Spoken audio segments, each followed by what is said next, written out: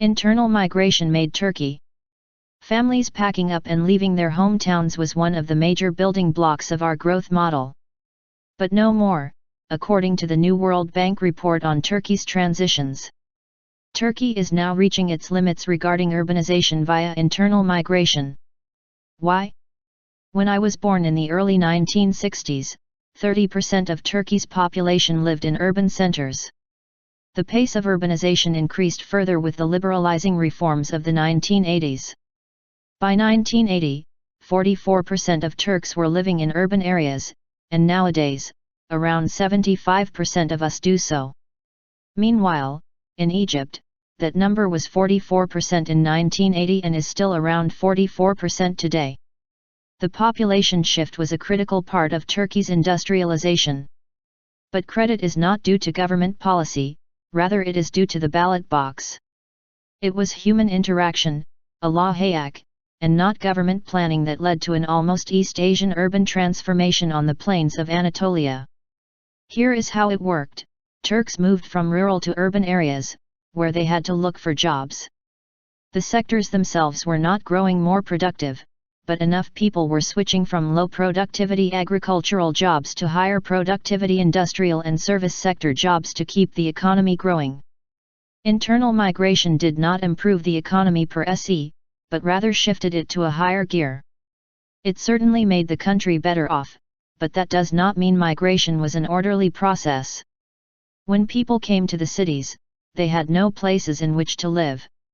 So they rolled up their sleeves and built shanty towns, which were half-jokingly called gasikondu, literally meaning placed overnight in Turkish. Can an entire neighborhood be built overnight without the consent of municipal authorities? No. Can water and electricity legally be provided without such approval? No. But after 1980, the government started distributing post hoc land titles to these zones. Why? Because of the ballot box. During a recent visit to the Economic Policy Research Foundation of Turkey, TEPAV, Professor İlhan Takili claimed that during this period Turkey moved from radical modernism to populist modernism.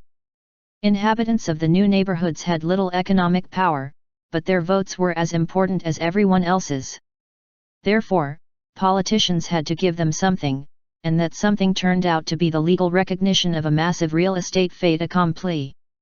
Many of those who built gasikondas on occupied public lands became rich.